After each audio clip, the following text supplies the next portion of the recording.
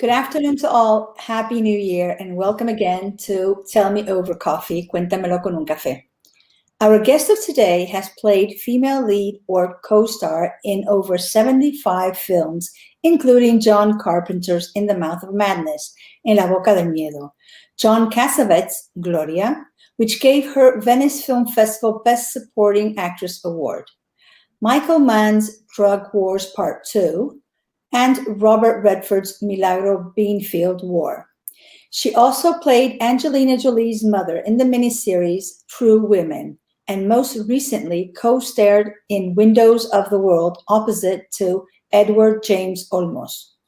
She has just won Best Short Film in numerous international film festivals for the short film she directed, The Unnecessary Salvation of Mary McDaniel. Welcome, actress-director Julie Carmen. Hi, Yassmine. Hi.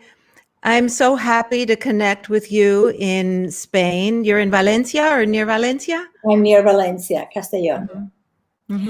It's my pleasure to have you among all my guests because, as I told you previously, I'm really a fan of yours, of all the horror films that you did. When I was quite young, I just loved those films, and it's amazing, a pleasure and an honor to be able to interview you today.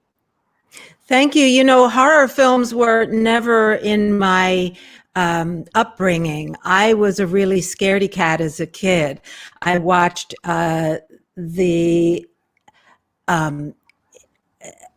film when I was a child, and I remember running out of the theater and hiding behind the popcorn machine. So when they sent me Fright Night Part 2, La Boca del Miedo, I jumped in. I saw it as a philosophical, existential story, and I hadn't seen Fright Night Part 1. But later, of course, saw it and really appreciated Tom Holland and Chris Sarandon. But a lot of that was teamwork. The director, Tommy Lee Wallace, and the costume designer, Joseph Porro, the choreographer, Russell Clark, cinematographer, Mark Irwin, you know, they all really, the team effort of all of that, Brad Fidel, the composer, and of course the stars, Roddy McDowall, William Ragsdale. So it was a real ensemble piece. We had a ball making it, although the prosthetics were hard. And then John Cassavetes' film, I had worked for his wife before, Sandy King Carpenter. She was actually a script woman on a movie I did with Jamie Lee Curtis and Melanie Griffith, and called She's in the Army Now, about women going through basic training before Private Benjamin. And so Sandy remembered me, and when New Line was looking for a female lead opposite Sam Neill, she said, she told John about me, and I had just had a baby and was recovering in bed. It was a very delicate time. And I got up and I walked in, I was kind of doubled over, and John was looking down and didn't see I was doubled over. And then I sat down and we had a talk, and then they offered me the film. It was all very, very easy, actually. I think that John, as a auteur, is trusted by the studios to do casting that isn't mainstream casting. So I'm always grateful to them. In fact, Sandy gave me these pearls, which I'm wearing in honor of our vice president, who's encouraged all women to wear pearls and sneakers. It's a signature of hers. So I'm wearing my pearls today, Kamala Harris pearls. And Sandy King Carpenter gave them to me. They were the ones I wore in The Mouth of Madness. You're also wearing sneakers? I'm not wearing sneakers. I'm barefoot because we're on Zoom. Okay. Julie, when did you hear the call for acting? Oh, I think I always did. When I was a child, I would do babysit, and we did teatro con marionetas, con una caja de una nevera, you know, and so we invited all of the parents of the kids. My brother and I would create an Emerald City, like in The Wizard of Oz. My mother would read to us from all the fairy tales. I have a great grandfather who was the doctor of the Brothers Grimm. So I kind of grew up with that magical element. And my great aunt who lived with us played Titania in Midsummer Night's Dream, directed by Max Reinhardt. So I grew up with this sense of magic in the theater, and I grew up with a sense that of play and ensemble. I never had any idea about Hollywood, didn't know anything about Hollywood. I kind of figured it out as I went along, starting out in New York and pounding the pavement. Mm-hmm. Well, I was going to ask you if anyone in your family was in this industry, but you already answered a little bit. I mean, your aunt being in theater, and then your mom telling you guys stories. It's in between, because I always say that it's born somewhere, even if it's just because someone is a storyteller and tells you stories when you're a kid. The imagination and the capacity that we have to imagine things when we are kids, it's just really spectacular. So I do understand that you wanted to be an actress since you were very young. Well, storytelling, I think, was in my family. My mom was born a biracial kind of Afro-Cuban from the musical tradition in Cuba. Her grandfather emigrated to Hamburg, and she was born and raised under Hitler. And as this very dark Spaniard Cuban, and then she emigrated to Spain under Franco, and so we heard stories about dictatorships and fascism and victims of those. And we were raised very humanistic, and we were raised with a sense that it's not about you. We were raised with a sense of empathy and caring about others and about nature. My grandmother and great aunt, my great aunt was the one who was the actress in Max Reinhardt. She and my grandmother were twins. They lived with us for 11 years, and they were both nurses during the war. So during World War I. And then they immigrated to New York and got their nursing licenses in New York. And their brother was an obstetrician who went to Shanghai and then came and delivered me and delivered my mother and delivered all of us. So we were raised with a lot of medicine in the family, storytelling in the family. My brother's a physician, epidemiologist and public health physician.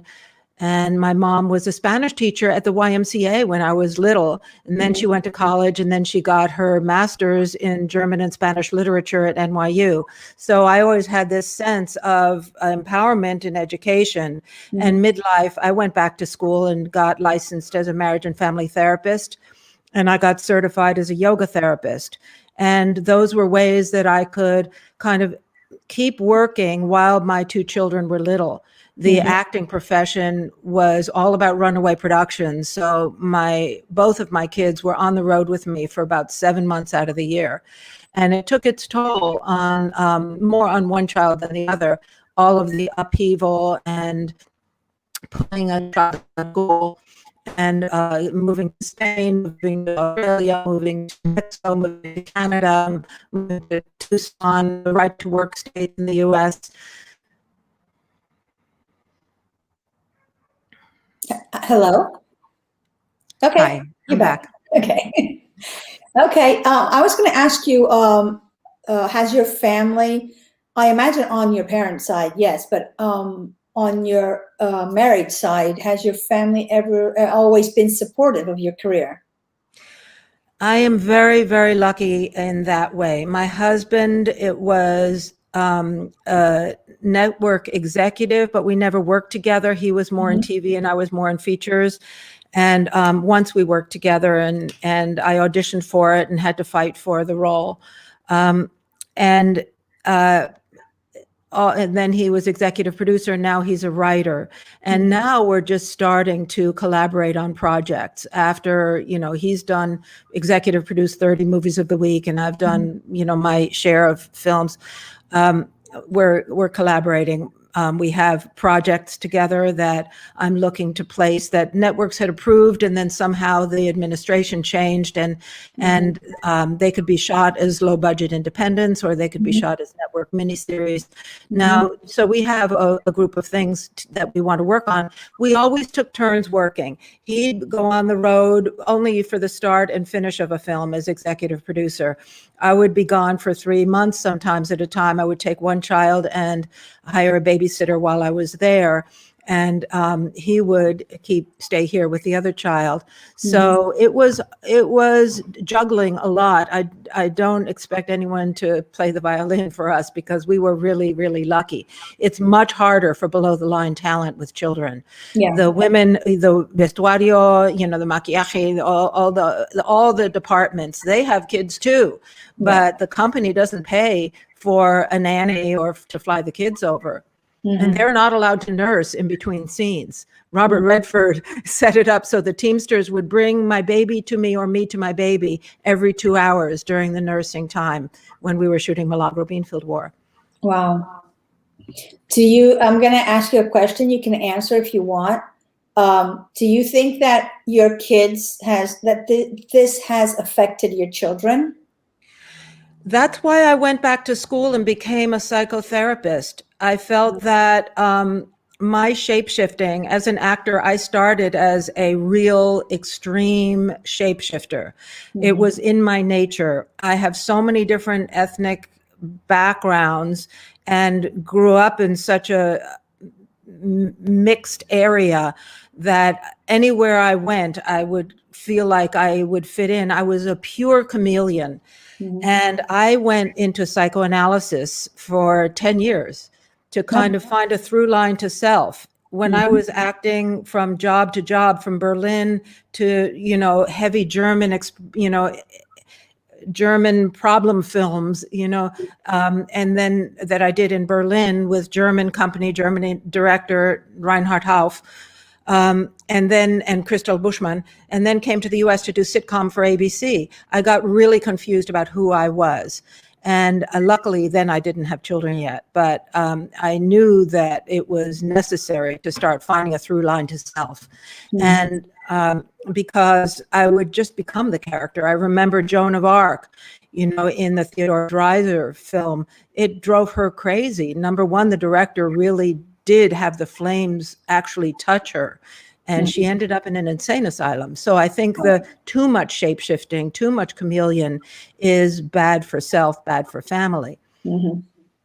Yeah, well, but this is one of the questions I usually ask actors when we are learning acting, we're studying, we are usually taught how to get into the character, but we are not taught how to get out of it. So do you have any technique on strong characters who are emotionally very strong ones? I do. I do breath work. And breath work is a way of clearing out any residue. In Yoga Sutra, there's an aphorism, Chitta Vritti Nirodha, to restrain the rolling of the mind stuff and to work towards the goal of being perpetually present in the now. And yoga is now. It isn't the thinking that I just said yoga is now, then it's not now. So that intensity of presence is very helpful to let go of character. But I have a few stories that relate to this. One of the first plays that I did when I was about 16 years old, I went to see Casa de Bernarda Alba de García Lorca, that dirigido por Max Ferra, who started a theater called Intar in New York.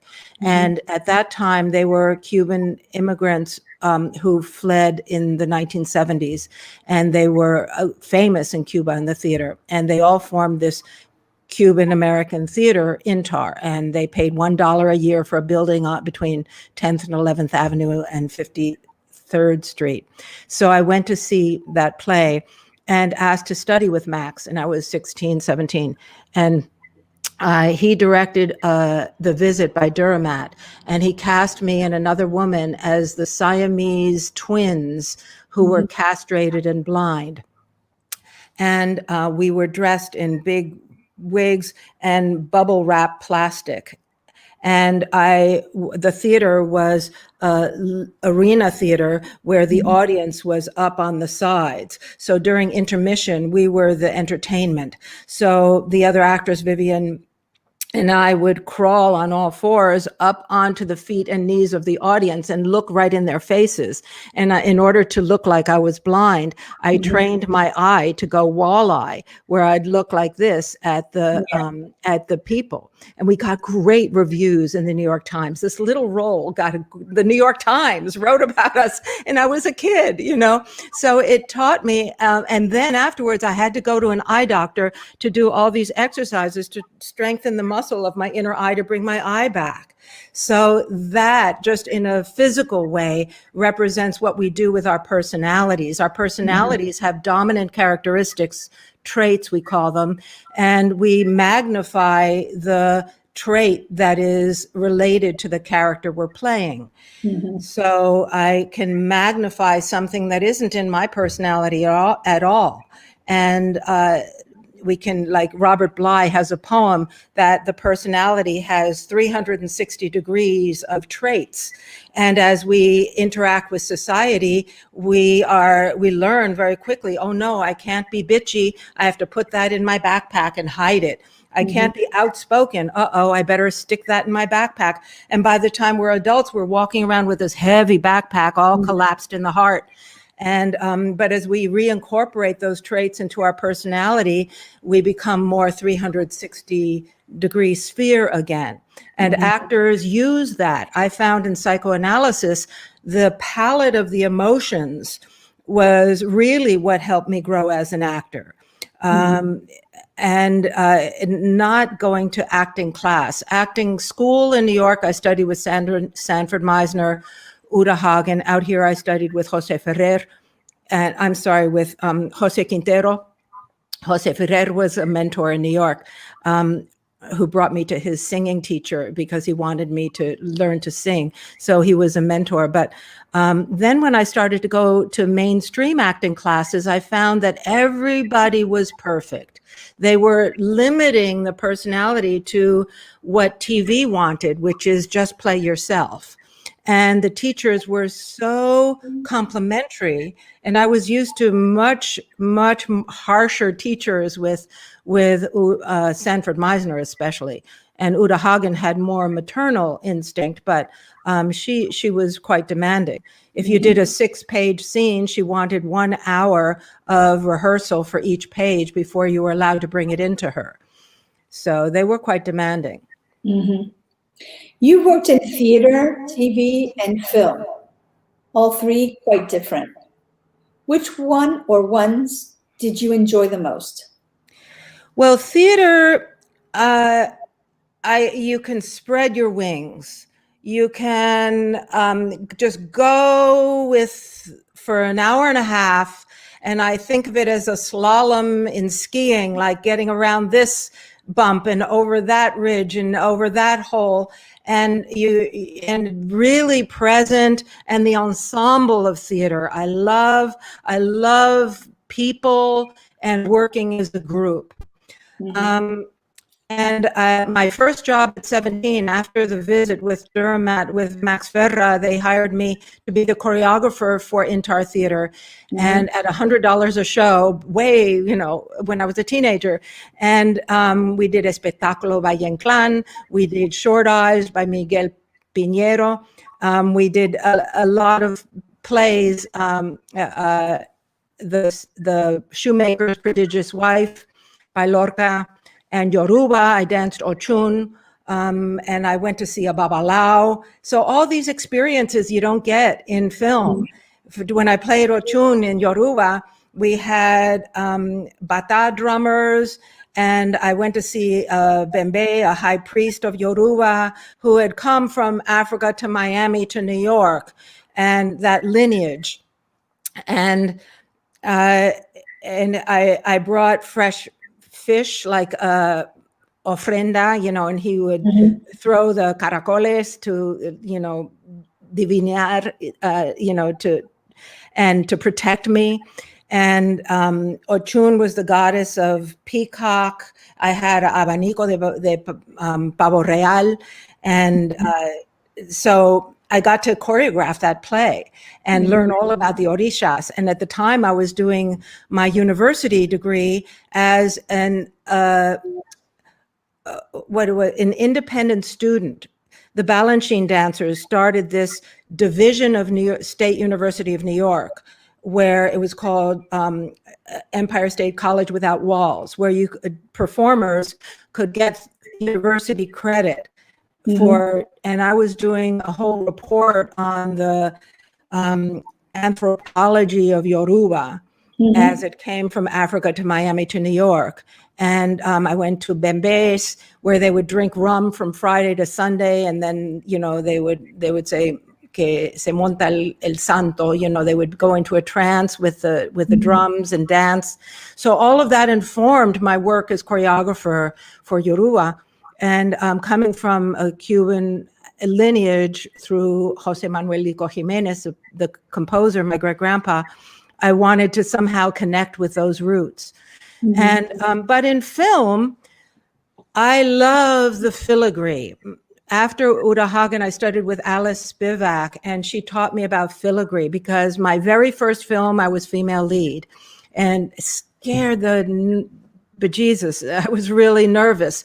So she would help me break down the beats. She said the theater beats are just larger beats, and film beats, you can change beats or intention within a word. You can start a word with one intention, and by the end of the word have another intention.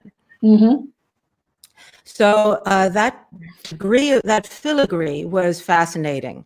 And then John Cassavetes cast me in Gloria, because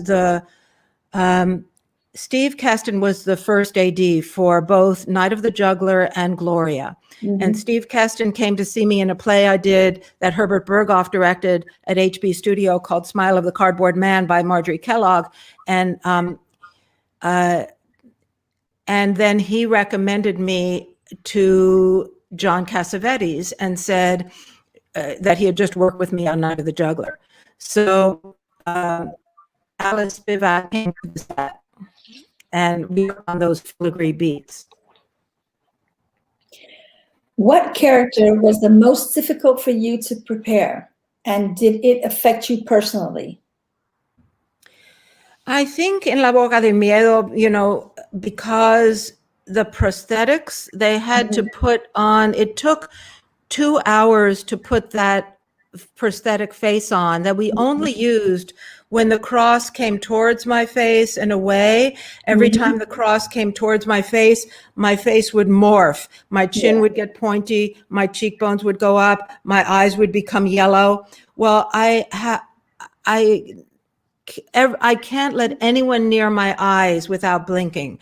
I couldn't put in contact lenses. So the idea of putting in yellow sclera lenses was literally torture. They had to numb my eyelids, and then I could hardly open my eyes to act, to be present in the scene. So incorporating the prosthetics was physically very challenging.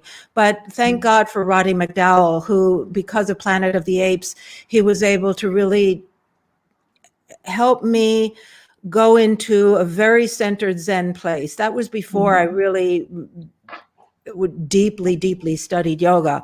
But they created a slant board where I would rest facing away from the people, because the prosthetics, I couldn't even smile without cracking the prosthetics. I couldn't go to the bathroom for 10 hours because my boots were zipped onto my unitard, onto my gloves, and it was all one piece, and then layers of red dress was over that. So they couldn't undo all of that to go to the bathroom. So I couldn't talk to anyone or smile, and that was physically very challenging. And developing the character, this was before Lost Boys came out, before some of the other vampire movies. The only one that I saw was Hunger with Catherine Deneuve and Susan Sarandon. I loved that film. And I saw that before. And then I read Anne Rice's books, the early ones about Lestat, Interview with the Vampire. And I read Bram Stoker's Dracula. And I read Lovecraft's Mountains of Madness.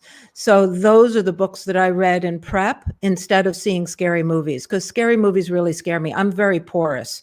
I'm very open, and it's I've learned as a psychotherapist to discipline my empathy, but as an actor, I'm very porous. One of your first films was with Basque director Alfonso Ungría in his film Africa. Shot in Madrid, co-starring with Imanol Arias, Zoe Viriatura, and Elena Anaya. Tell us about this project. How was it working with these talents? Was it easy for you to work in a different country and in a different language? I loved working on Africa that Alfonso Ungría did.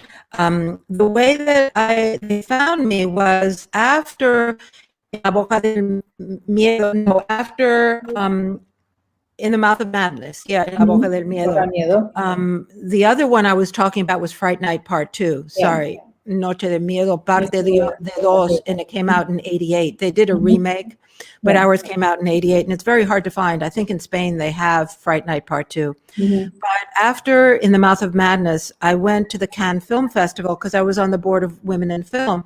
So I went to the Cannes Film Festival as part of Women in Film because I had to interview. I was the moderator for the women heads of all the studios in the American Pavilion that year. And that was an exciting time. And then I decided, well, I'll go to Spain. And I had a friend there who put together a press junket in Madrid. And El País came, and, Fotogramas, and all the different Cinerama, all the different magazines at the time that were covering movies came to this press junket. And I did interviews in Spanish. I felt like I agarré la oportunidad por los cuernos. I really made it happen. The studio, they didn't do much at that point with me. And I felt like I'm not going to get female lead in a movie that's at Cannes often, so might as well, take the opportunity. So Alfonso saw that interview where I spoke Spanish. And then when I came back to the US, he said, I've written a film, and here is the kind of outline of the film. And I think Elena Anaya, it was her first film. But so I was thrilled to go to Spain and do that. My character was from Tunisia, and I did my own. I went there. They set me up with a dancer to learn some hand gestures because the women from Tunisia who live more in the south of Spain or in Tunisia, they speak a lot with their hands. I remember doing a lot of hand work. And Imanol and Zoe and Elena are just delightful. I'm not in touch with her now, although I've seen her films since then. I love the one she did with Antonio Banderas y de Almodóvar. La piel que habito. But Imanol and I are in touch. Zoe just came out with a new book, and I just bought it on Amazon, but I didn't get it yet. About all of the creatures that didn't survive evolution, and he drew them all. He's super creative. Yeah, he is very much. You have worked with many well-known directors such as John Carpenter, John Cassavetes, Michael Mann, and Robert Redford, amongst others. How was the experience? Any memorable memories in these films? Yes, I have so many memories. I don't know where to start, but I did forget. We shot Africa out in Madrid in San Blas. San Blas is a barrio de Madrid. And at that time, heroin was really a big problem on all levels. I think after Pablo Escobar, I also did a mini series for Michael Mann about Pablo Escobar when Pablo Escobar was still alive, when he had moved to Spain. And then we were shooting, and we shot some of that in Madrid. But when we shot Africa in San Blas, in one farmacia, vendieron 1,000 jeringuillas en un fin de semana, en una farmacia chiquitita. So it was really just inundated with heroin. It really undercut families in all areas of Spain. And that was heartbreaking for me. I was traveling with my daughter. She was in preschool, and I put her in preschool in Madrid. And she spoke no Spanish, but she just started playing with kids every day. And we were living on top of a bakery. My friend Mortagular got us an apartment, found an apartment for us, so we didn't have to stay in a hotel with a baby. We had fun. Then we had a little weekend off, and we took the train down to Córdoba and Toledo and Sevilla. We went, and my daughter got to the Alfonso XIII Hotel in Sevilla, and she looked around this big hotel with the fancy furniture, and she said, "I want to go back to Spain." It's hard to travel with kids, because you leave them in the morning at 6 to go to makeup, and you don't get back till 8 at night. And then they're asleep at night. You need your rest, and they want to play because mommy's home. So that time frame, it's easy to travel with kids when you're with them. But when you go there to make a movie and you have to look refreshed and get your night's sleep, then your schedule is completely opposite of your child. What did you say?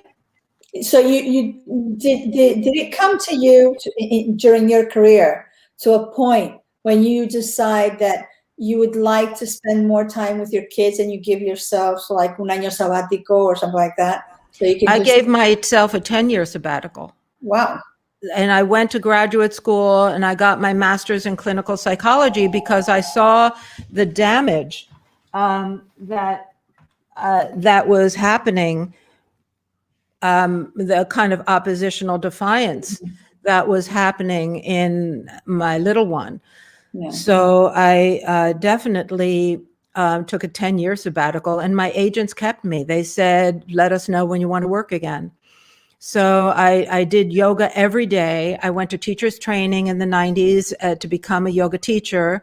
I became Suzanne Summers' yoga teacher for 20 years. Monday, Wednesday, Friday, I'd go to Suzanne Summers' house from, Three's Company, the comedian actress. Yeah. She and I played best friends in a movie of the week. So yes, that's why I felt like all the travel was taking its toll on my children. And it wasn't good for the marriage either. My husband was incredibly open and he'd visit for a weekend, but then he'd have to fly home for work. So it was tricky to keep a marriage together. We've been married a long time, since I was 23. Yeah. So stories. Well, Michael Mann cast me for Drug Wars Part 2, the cocaine cartel that we shot in Miami and Madrid during the time of Pablo Escobar while he was still alive. He cast me because I was the mistress of ceremonies at a big fundraiser for medical aid for El Salvador. During the Salvadoran War, there was this charity that gave just medical support to victims of the attacks. And I was the MC, and Michael Mann saw me as MC, and the next day I got an offer as a female lead in an NBC miniseries, and that was one of the best roles I've ever played. This judge who investigated and prosecuted Pablo Escobar, and she was there were 12 death threats on her. Her friends were killed by the narcotraficantes who, that time they killed hundreds of journalists. And this judge definitely had to go into the witness protection program. Michael Mann set up a meeting for me in a back room of Los Angeles Airport with the American head of the Drug Enforcement Administration. And I had a 4-hour talk with him about my character that he knew in person, who was under the witness protection program. So that kind of access that you get by working with someone like Michael Mann. When we went to Miami, the male actor and I got to go to the Drug Enforcement Administration agency. It's an agency, I was corrected, not an administration, in Miami. And we had a whole week of training on drug busts and the history of cocaine in the Miami DEA. And then when the movie came out, our premiere was at Langley in Virginia. So, well, you're an Army baby, so you know what Langley is. So that's where we did our premiere. So the press corps that came to ask me questions, and I was the only one there. Michael Mann didn't go. The other actors didn't go. Paul Krasny, the director, didn't go. I was 9 months and 2 weeks pregnant. My mother came with me because I was worried I was going to deliver on the airplane. And they put us up at the Ritz-Carlton in DC, and the whole press corps was used to only interviewing people on arms sales and, drugs. It wasn't an entertainment press group. So it was challenging, the questions. And then I got to go upstairs and speak with the head of the DEA and the head of the Colombian police and ask them any question that I wanted. And so I said, well, sir, the only question I have is, why is the US government spraying the crops around all of the lakes with paraquat? Because that is poisoning the drinking water for the indigenous population.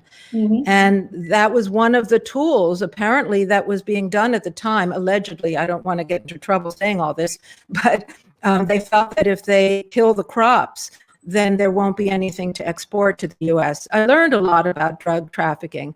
It was tragic on both sides. You also worked with Angelina Jolie in the miniseries True Women, which I saw and loved that miniseries. I just loved it. I mean, you have a great part there, and battling with your own daughter who reniega who makes believe she's someone who she isn't. I can imagine that's hard. It's hard for a mother. How was this project given to you? I auditioned and auditioned and auditioned and auditioned. You know, some roles you go back again and again and again and again. And Angelina Jolie, I admire so much all she's done in bringing attention to the situation for children through her work with the United Nations, through her direction of the film about my father and about Cambodia, all that she's done. I really admire her. This was before she did Gia. She was playing, a young, under 20 years old. So I auditioned many times for that. There's some roles that we look back and say, shoulda, woulda, coulda. On that one, the character I played, it was a true story about the great-great-grandmothers on both sides of the author of the book, True Women. And my side of the family owned Texas from San Antonio to Austin, and was married to Michael York, and we owned a plantation, and we worked we freed all of our slaves. But then because we wanted to abolish slavery, which in Georgia during the Trail of Tears, it was during the Trail of Tears, that was not done. So those people, the characters were hung. Irene Bedard was wonderful in the film. Sally Richardson played a half niece of mine. It was about the mixed races and that happened through rape of the slave population. They touched on quite a few political issues of the time. And in the second 2 hours of the miniseries, Angelina becomes a suffragette leader in the suffragette movement. It was all based on truth. So that role, in order to do the Southern accent, I'm not from the South. I was born in Brooklyn, raised in New York, New Jersey, lived in Spain and Germany for years, traveled all through Latin America. But I don't have a Southern accent. And in retrospect, I wish that I had had a coach. All that we had in those days, we had a VHS machine in our dressing room. And in the local video store, the only movie I could find was Jessica Tandy in Driving Miss Daisy. So I played it probably 1,000 times. The tape probably wore out from my listening to it and speaking her lines for the entire shoot of that miniseries, just to be able to get some Southern twang. I think Michael York did a better accent than I did. Michael York, I think for Brits, Southern accents aren't that difficult. Yeah, but then we have to consider that your character wasn't 100 pure American. She was a mixed race character, so it could have been eligible that you didn't have a very strong Southern accent because you were mixed. So I mean, yeah, you did well, putting, like we say here, toda la carne en el asador. But there was a meaning for you not to be 100% Southern, right? Because you weren't. Like I felt that I was aspiring to sound like Jessica Tandy. Yeah. I met Jessica Tandy when I was in acting school. She and Hume Cronin came and gave us a master class when we were studying with Sanford Meisner at Neighborhood Playhouse, and so I kind of admired Jessica Tandy, and so my character aspired to sound upper class like that. Yeah. Tell us about your collaboration as member of the board of directors of Women in Film, where you have been for about 4 years. Right. Right after. What's the purpose of all that? Right after Milagro Beanfield War, a few opportunities came my way. Carmen Zapata, who was an actress and the creator of the Bilingual Foundation of the Arts, a theater where they got free space working out of a empty jail in East LA, Bilingual Foundation of the Arts. Carmen Zapata was on the board, and there were 30 women on the board of directors of Women in Film in those days. After Milagro, this was the late 80s. And she called me and invited me to be on the board. And she said, there are no Latinas on the board, and I want to pay it forward and invite you to be on. And and then during that time, I came up with the idea of the name of the Lucy Award. I felt they were going to have these awards, and I said, well, how about naming it after Lucy Arnaz and Lucille Ball? But I didn't do the work in terms of creating what the Lucy Awards has now become.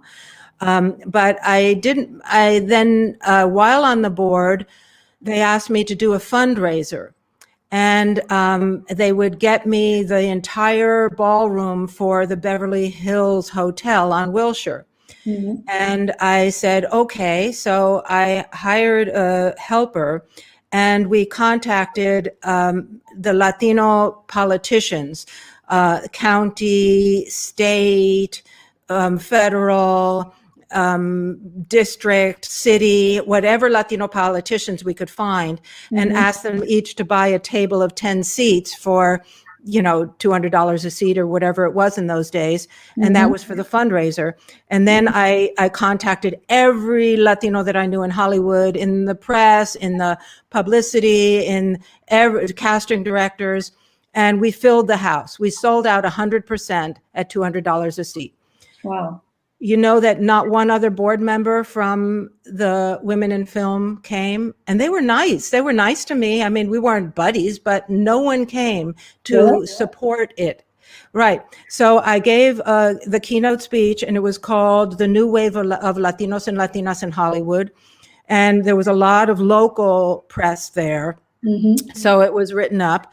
And then we had certificates from the state and the government. The president, Joan Hyler, did come, and she was presented with these certificates. But in my talk, again, it's not about me. It goes back to my parents, this motto, it's not about you.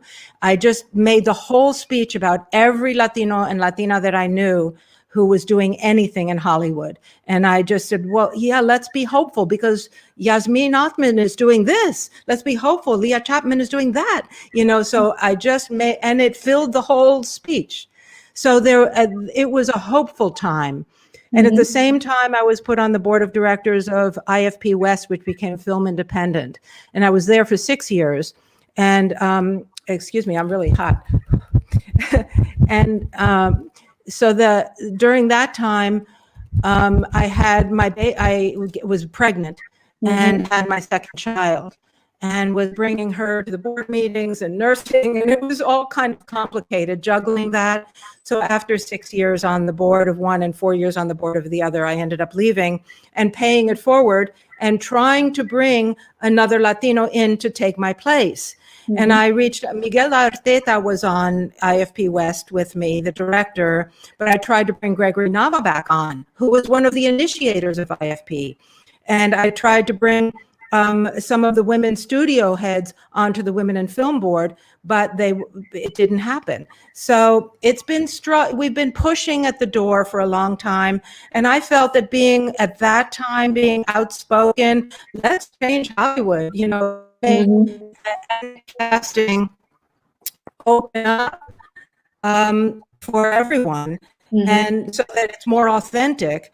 I felt that it came back to bite me, and not that I was blacklisted, but that maybe I was a little bit too outspoken. So I just took 10 years, went back to college and raised my kids for 10 years, and came back now playing an older generation of characters.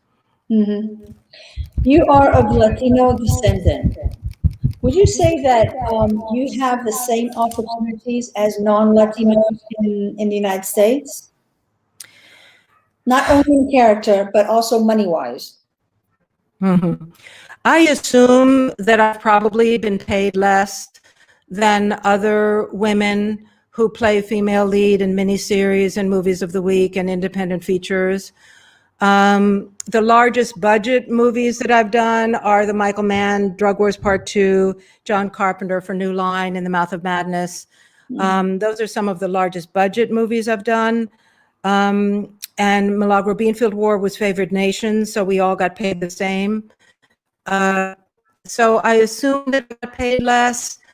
I have, and in terms of opportunities, I think that when I first came to Hollywood, I noticed that the doors were really slammed shut, and you had to go to, my first year, I was kind of student-like, and I wrote down, I think I went to 128 auditions in 1 year in New York when I was 21, 20, and I booked maybe 8.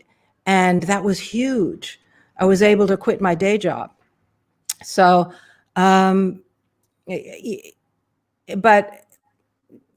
I think now that the Academy of Motion Pictures Arts and Sciences has opened up, the year I joined, 600 members were added, and they included a high percentage of women, a high percentage of diversity. So, Alma Martinez invited me as a way to pay it forward. And then I, in turn, invited Yareli Arismendi to join, and this year, Jacqueline Obrador. So each year I try to bring in a Latina who has feature credits and would qualify to be a member. So, By the way, how does it work in the States to qualify for the Academy as a member? You have to be invited by 2 people. Okay. You have to either star in a film that is nominated or have a large role. I don't know how they judge the size of the role of a feature film that's been distributed, or a few feature films that have been distributed mainstream in the last couple of years. So the specifics are online on their website. Okay. Would you say that things have changed for Latino actors in present than how they were in the past? Well, now, related to the Academy, I opted in to be a judge for the international competition. Every country has a film they submit to be looked at, and then we choose a short list. So there are only 10 that the whole Academy votes on to pick the best foreign film. last year it was the Polish film about the priest who was pretending to be a priest, who was fabulous. Bartosz was the actor in it. And so I'm watching films from Chile, Venezuela, 500 Locos de Leticia Toños de República Dominicana that Leah Chapman's in, the Spanish film about the unending trench, and the film from Cuba, and the one from Mexico about the dance style of the young people in Monterrey. So and La Llorona from Guatemala, the authenticity that you see when you have Guatemalan actress in La Llorona, when you have Dominican actors in 500 Locos, when you have Yalitza in Roma, in Yarritu's film, that authenticity is moving the dial in Hollywood. I think nowadays, if Billy August were going to direct Casa de los Espíritus, the House of the Spirits, Casa de los Espíritus, the Hollywood would not allow even Meryl Streep, Glenn Close, Jeremy Irons, and Winona Ryder to play Chilean in brownface. I think that the fact that that film did not make money and made an impression. So it's changing for actors like me. I mean, I was born in the United States, so why should I play an immigrant? I just played someone in Mazatlan opposite Edward James Olmos with Ryan Guzman in Windows on the World. It's available on VIX. If you go to VIX.com, you can screen it for free in Spanish. But why didn't they find an actress from Mazatlan to play that? They had a coach there that was working with me on my Spanish dialect, so I would sound like I was from this little island off of the coast of Mazatlan where we shot. It's a mosquito breeding ground. There's one thing where my legs are in huge red welts from the mosquitoes there. So I think the authenticity is changing now in Hollywood. That's what's changing.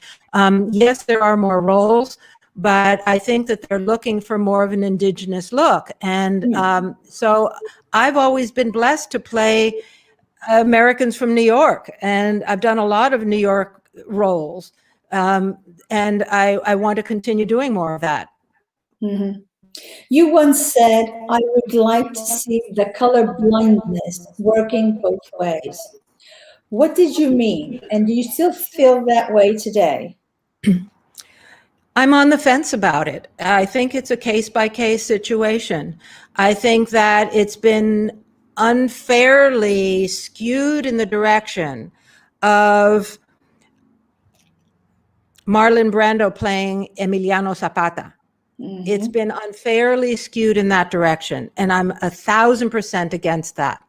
There are so many actors who are right for the role of Emiliano Zapata, and it's not Marlon Brando. But what I was saying, that quote is from the 1980s. And what I was saying is, hey, in this new wave of Hollywood that I was also optimistic about, why can't Andy Garcia, Edward James Olmos, Jennifer Lopez, why can't they play anyone? Why do they only have to play Latino?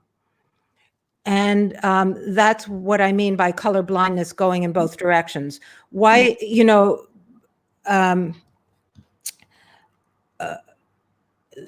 Hamlet, how many people of color have played Hamlet? There have been. And Joseph Papp's Theater in the Park had Raul Julia playing roles that had no Puerto Rican bloodline.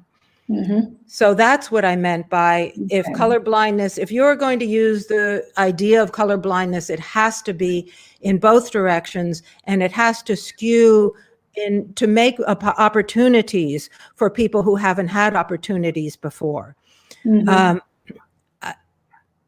So if when I was coming up, the magazines had said, oh, we will she's playing the lead in a miniseries and a feature, both coming out. Let's put her on the cover of the magazine.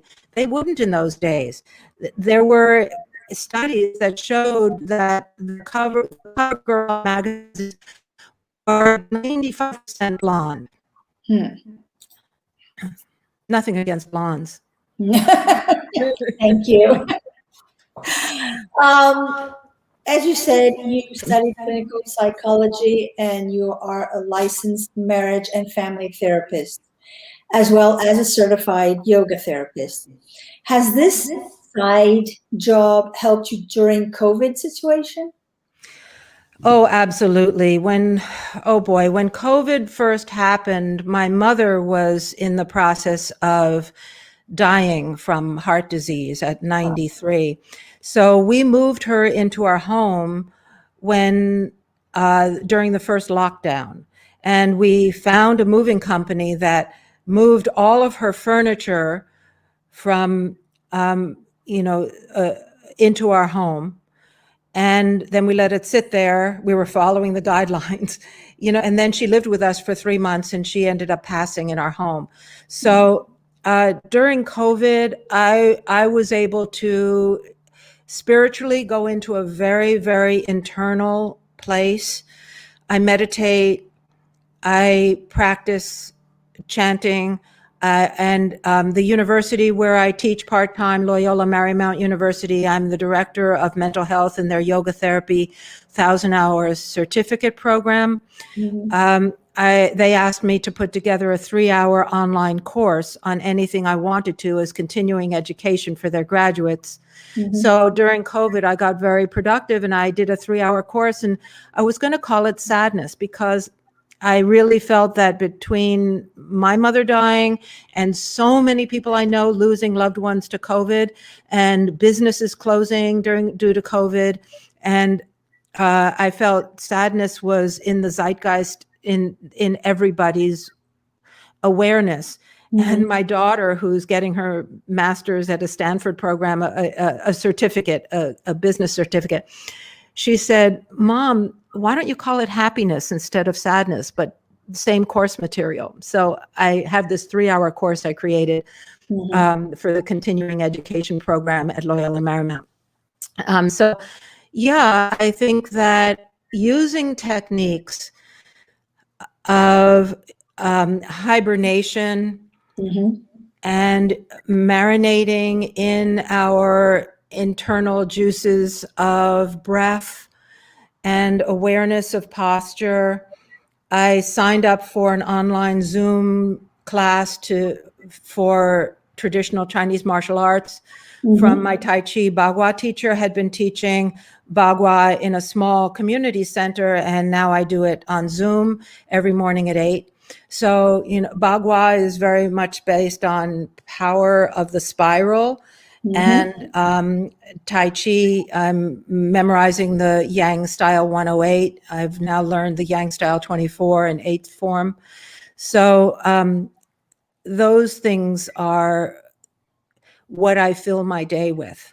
And I find if every morning I don't do that Bagua or Tai Chi, then the rest of my day, I can slip into a bit of sloth-like emotion. I try not to say the word "I am depressed" because it's an identification with a mood. I rather say I feel sad feelings maybe around 4 in the afternoon when the sun starts to go down. I feel sad feelings if I don't move and walk, 4,000 to 6,000 steps a day. I don't care if people walk in a circle. Try to get in 4,000 to 6,000 steps a day just to be able to get the lymph moving and open up the hip joints. So, and we don't have sugar in the house, so that helps. But I did start drinking more caffeine during COVID, and to the point where it's probably not good. Firstly, I would like to congratulate you and your team for the awards of your Opera Prima as the director. How did the unnecessary salvation of Mary McDaniel come to life? We would like to know, how was the whole process? Was it difficult? being this your first film as a director? Okay. Well, how it came to light was again thanks to Leah Chapman. Leah and I met after Africa because I knew Jesus Chiordia, who was representing Imanol Arias and Antonio Banderas in Spain at the time. Jesus was married to Leah, and we flew on a private plane. Imanol and Antonio Banderas and Melanie Griffith and I flew to Planet Hollywood opening in Barcelona, right during the shooting of Africa. And Jesus kept talking about Leah. And we walked through the airport, and there she was on a portada de una revista de canguros, a sitcom she was doing. So when we came back, I wrote a feature film script about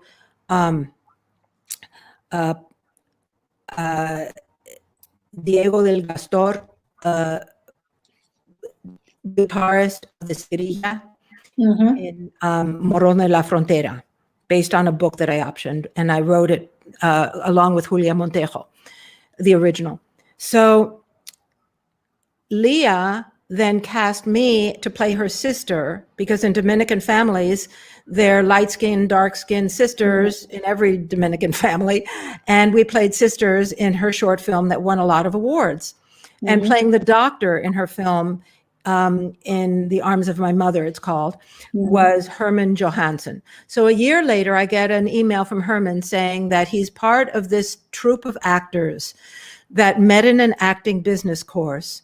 And he wrote a short film, and he wants me to direct it because the actors all looked at my body of work, and having been directed by these directors like Cassavetes, they wanted me to direct it. But also because as a psychotherapist, my experience leading group therapy was something helpful for this film. So a little about the short theme of that film. It's 4 women sitting in a circle in a prison, and they are imprisoned for their retaliation against the abusers in incest. And basically in the United States, in domestic violence and incest, it is in some states still inadmissible in court that the woman has been abused. So if she's in prison for killing someone, they don't make it inadmissible evidence that that person had chained her and beaten her and nearly killed her multiple times. So, and the therapist in the movie that I directed, the therapist was sick that week, so a new chaplain came in, and it was his kind of first day on the job. And he tried to fix the women's suffering with the Psalms and simple Band-Aid solutions. And the women would say, but if God says that anyone who asks for forgiveness can go to heaven, then heaven will be filled with perverts, with abusers. And if you say that anyone who commits a sexual sin goes to hell, then they'll be in hell with me. So none of I think this God of yours is a bit confused, chaplain. So that's the theme of the film. And they felt that as a therapist, I have led hundreds of circles of people talking about conscious difficult conversations, crucial conversations about meaning. And I am so grateful that they thought of me to direct it. Do you think that it is necessary for actors, professional actors who have had, quite a bit of work, do you think it's necessary for them to audition? Or would you say that their reels are sufficient? That's a great question. I wish so many times over the years, I wish that I could just meet with a director or have a Zoom meet and greet so they see how I am nowadays. And they look at the body of work, especially for an actor who, like myself, is really, if I walk into a room, I become yellow. Into a green room, I become green. And that we shape shift according to what's giving to us. Sanford Meisner says, take it off the other person, put your attention on the other person, moment to moment, just completely put my attention onto you. And then whatever I say, whatever comes out of my mouth will be in real response to what you're giving. So you don't get that in an audition, in a self-tape. That said, I have learned, I watched Lucy Lennox and I watched some of these online courses at the beginning of the pandemic and said, I really need to make my self-tapes more effective. And so they work for me. And I've grown to love self-taping. I feel that you can tape it 20 times until you just get that moment that you were thinking, and there it is on screen. It happened. When before it was an intellectual idea and then somehow it was physicalized. So I've grown to love self-tapes, but that said, I think the casting directors used to say, gee, we need a blonde bilingual woman in Spain, and so let's bring 6 or 8 in and see which one the director likes. So you'd go into the room and you and 6 or 7 other people would audition and the director would pick their favorite of those 8. Now the casting directors are able to look at hundreds and they say thousands of submissions, self-submissions, agent submissions, and they flip through them like this. And if it doesn't pop out, like that's exactly what I want, then they move on. It's like a social dating app, next, next, next, next. So I don't know how the casting directors are doing it. More power to them. They are really, really adjusting to the changing times. But I think that a lot of us are booking less because we aren't meeting with the directors. And so there's not that human contact where they feel like, of course, this could be that character. Do you have the feeling that we are, just like ganado or just numbers? They don't stop to really act to think, okay, I know this person, I've seen her work or I've seen his work. I know this person can be fit for this role. I'm going to book at least a Zoom interview with the director, just us 3, and see how it goes. Because, when you go to an audition, you could have had the worst night of your life, not sleep well. You're there, you're nervous. There's a lot of other people. So at the end, you're not really giving 100% of yourself in an audition. And then obviously they're not going to say, okay, calm down. Let's do it again. Let's do it again until you get it right. No, next. So I have met with some directors who are against auditioning. He requests the video reel. He will have a chat via Zoom or Skype with the actor. And if he has that feeling that that actor or actress can be fit for the role, he just goes along with it. Right. Well, the best roles I've ever gotten in my life, I didn't have to audition for. John Cassavetes had me come into the room, sitting in a circle were his keys, cinematographer, producer. He said, here's the script of Gloria. My secretary and you should go in the other room, look at the first 20 pages, and come back and tell me what you think. I went in the other room, I read the first 20 pages, I came back in, and Cassavetes said, do you like it? And I said, it's the most amazing role I've ever had in my life. It really was. And I had just seen Woman Under the Influence with Jenna Rollins, and the idea of working with her was like winning the Olympics for a 23, 25-year-old, whatever I was at the time. And he said, do you think you could do it? And I said, yeah. And he said, it's yours. And I burst into tears.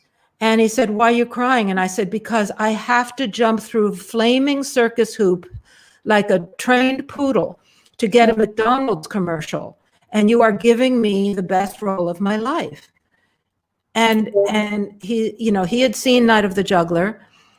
His first AD, Steve Keston, may he rest in peace, had worked on both films. So that and John Carpenter, I didn't audition. His wife had worked for me. I'm sorry, I had worked for his wife.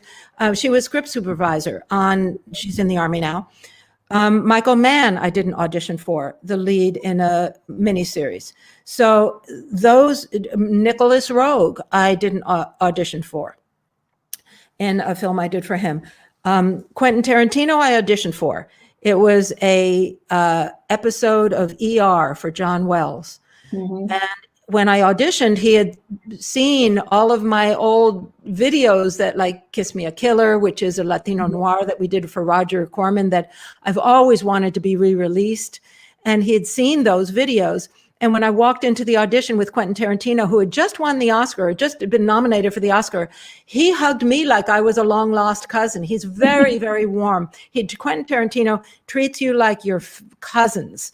And, but I auditioned for him, and so auditions, the best things I've gotten, I haven't had to audition for. Tim Hunter, I didn't audition for.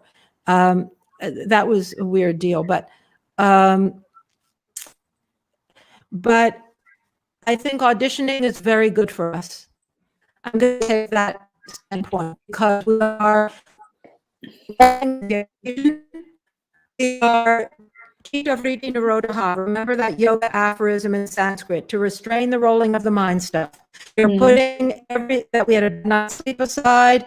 We're putting aside the fact that my mother just died. We are putting all of that aside. And we are in the moment of the character in this artistic play. That said, I don't book much with self-tapes. Yeah. I don't know why. Well, don't think that it's different here in Spain. It's more or less same thing. Obviously, mediatric actors and actresses, I don't think they have to do auditions or self-tapes or anything. They are called directly by the director, and I guess that's how it works when you get one of those films that puts you in the high level, and then everyone just gives you a call and offers you roles. So I guess would say the optimistic thing of I was feeling like the glass is half full. Yeah, no, me too. And are we frozen at this moment, or just going in and out? We're going in and out, but now, let's just keep going. Now that you tried and enjoyed this new talent of yours of being a filmmaker, a director, will you be repeating soon again? I have just signed the paperwork for the life rights and option of a new book. Woo.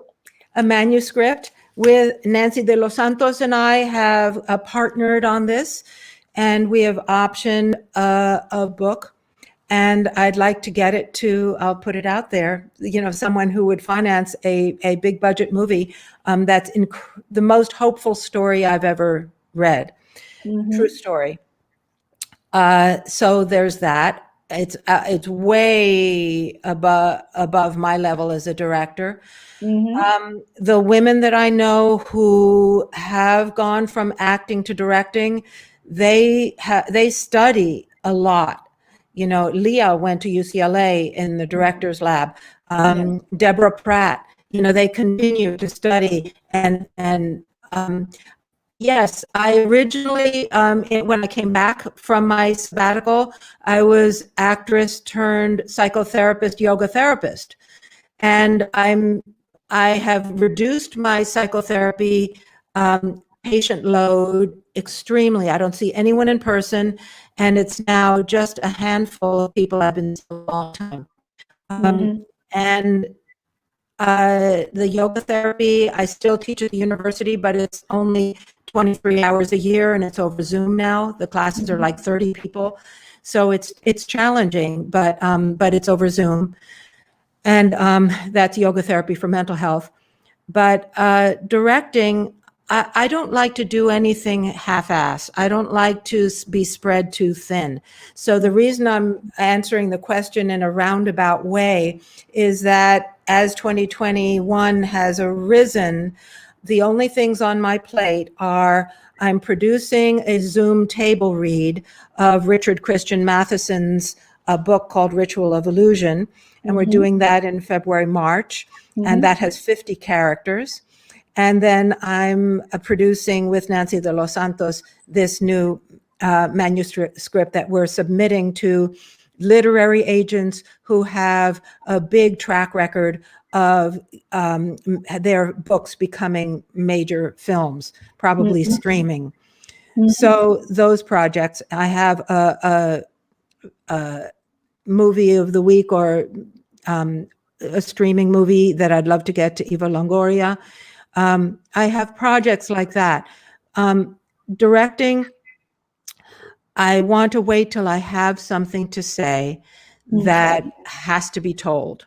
So I'm using my talents and energy, let's say, more to launch projects that I love that don't necessarily have a role in them for me, but projects that I love. And we'll see what happens. You know, I'm keeping the door open because the best things have just dropped on my lap.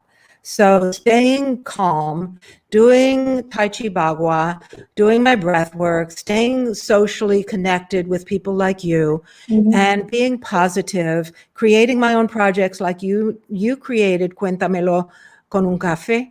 You created that out of nothing. So, you know, you are in the eye line of all of the directors and producers that you have contact with.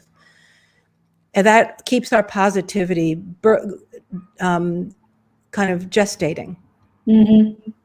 Well, it is true. I mean, it's quite. We are living quite in certain days nowadays with COVID and lockdowns, and it is important. It is important that we keep the culture going on in some way. It doesn't really matter in what way. The thing is that it goes on, and the wheels just continues turning. And I did. It's been about 2 months ago, there's this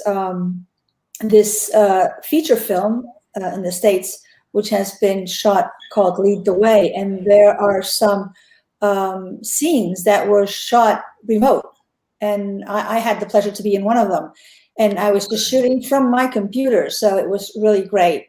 And I mean, there are possibilities. There are, I mean, tons of possibilities to make this just, you know, move forward and just keep on going. Do you believe in giving back to the industry?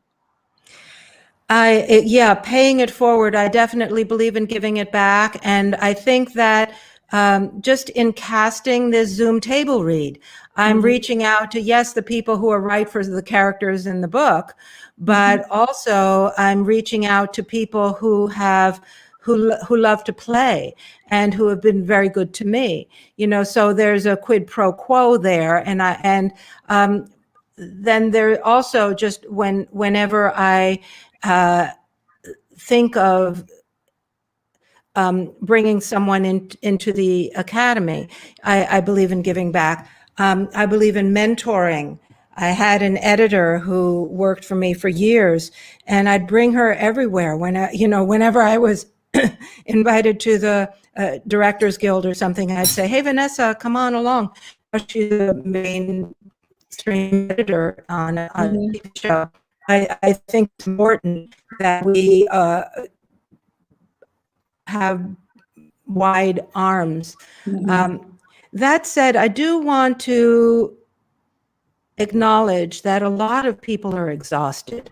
A lot of people don't have all the free time in the world to do Zoom table reads during the lockdown. Businesses are closing. Loved ones are dying. People are living in very, very confined spaces with a lot of people, some who have to come and go to work and who contract COVID. In the United States, 4,000 people a day. So the numbers are really off the charts. It is beyond a wildfire the way it's spreading in the United States, because for so many, for the whole year, a lot of people said, oh, it's fake news, it's a hoax, and didn't wear a mask. And in a very selfish way said, well, the mask won't protect me, so why should I wear it? Why do I care about someone else? So it's a philosophy. And that makes me sad. So if people are depressed or feeling low energy, and then now's not the time to grow their acting career. Then now's the time to rest and to tend to loved ones and to take vitamin D, vitamin C, drink lots of water, get exercise, and read a book. Get a good night's sleep, make sure the immune system is strong, and not put pressure on like, gee, I have to be a superstar now, and just not compare ourselves to others. Those are all the tips that we all read every day in the, in the mental health journals, but it's true. And there's another phrase in yoga that I like to promote, prajnaparata. It comes from Ayurveda, which is crimes against wisdom, that we all do things in little ways sometimes that are against our innate better judgment, our prefrontal cortex. That's not in our best interest. Smoking cigarettes, taking drugs, drinking alcohol, being excessive about things. And so I think of that Ayurveda term, crimes against wisdom, and say, in what way can I make a decision, especially during COVID, when the immune system is so important to support. Which Spanish film director would you like to work with? Oh, Spanish, not Mexican? Spanish. Oh, I'd love to work for Almodovar. I mean, doesn't everybody? Yeah, more or less. Yeah. Tie Me Up, Tie Me Down, Woman on the Verge of a Nervous Breakdown, all of them. The Mother, I don't know how it's translated in Spanish. The in a coma, the woman in a coma. I'm blank. They're all kind of melding together right now. But I've always admired his work. You mentioned Mexican. Is there a Mexican director that you would like to work with? Well, the Cha Cha Cha Productions, they used to call themselves, Guillermo del Toro, Iñárritu, Cuarón. I like the work of Leticia Toños, who did 500 Locos. There are, I will continue, names will come to me as we go. I didn't prepare this one.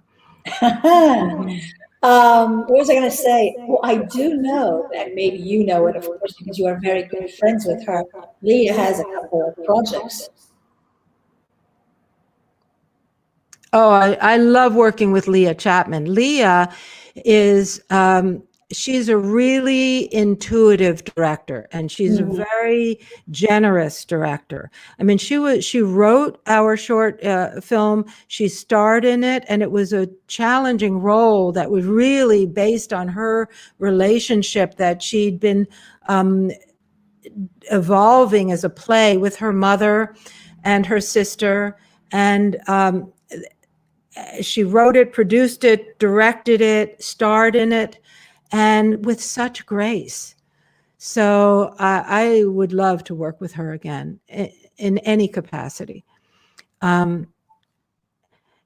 We rented her apartment in Chueca when she was living here in Los Angeles. We went to Madrid and stayed in Chueca in her apartment for a while. And it's a wonderful area, really. And I have a few friends in Spain. Julia Montejo, who wrote Violetas para, I have to remember the title. She's an author, a book author, quite well known in Spain. Chelo Alvarez Staley, who is a documentarian that you may want to interview at some point. She directed a documentary about human trafficking, and she's been at the forefront of that issue as a documentarian for 20 years. And it's called Sands of Silence, and you can look her up. I'll put you in touch with her. Okay. She's living in Barcelona now. Oh, she lives in Barcelona now. Okay.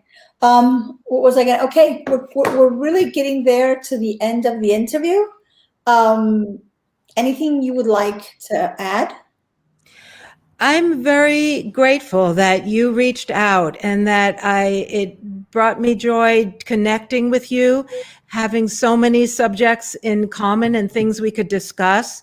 And often these memories about how we prepare as an actor or what happened when we were 20 years old in our theater, experiences or first film experiences, we never talk about them because my mom says, well, who cares? And, but if it can help somebody else or help someone else express their story, I think stories are really important. But finding a common ground and working together to make the world a better place. Well, to be really honest, all stories are helpful. And we all care. We all care. I created this channel in order to not only actors and spectators to get to know other actors and film directors or screenwriters, but especially for everyone to understand how the industry works and how many people are behind the camera. It's not only just the film writer, it's not only just the director or the DOP, it's just a lot of people, and they have their importance in the whole project. So I like to say that this is when we're doing a film, when we're shooting a film, it's just like a supply chain that we use, and if something from the supply chain breaks, it just stops. And this is how it's supposed to be. Everyone has a right to have their own moment, and that's why I put up this channel during the confinement in Spain. And really, I thought it was just going to be for the confinement, but no, I'm enjoying it so much that I just get guests along like yourself and invite them. And if they're available, well, here we go. We just have the interview.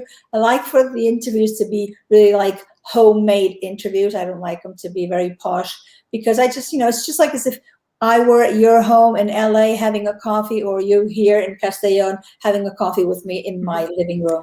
I brought my coffee. Here we go. So, Julie, I would love to thank you. It's been a real pleasure sharing your afternoon and your experience with us all and letting us know a little bit more about you. I also wish to thank you all for following this interview and for always being there supporting culture, because life without culture is very, very boring and dull. And we have to make this culture just keep on moving. You can follow Julie's career in her social media, which I will be including in the video.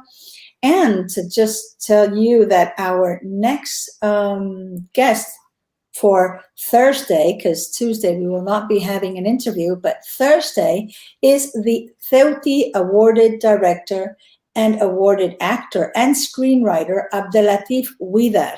So don't miss it. Please be responsible and stay safe.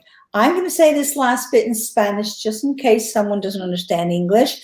Nuestro invitado del próximo jueves, porque el martes no vamos a tener entrevista, del próximo jueves es el actor galardonado, director galardonado y guionista ceutí Abdelatif Widar. Así que no os lo perdáis. Nos vemos el jueves que viene. See you on Thursday. Thank you loads.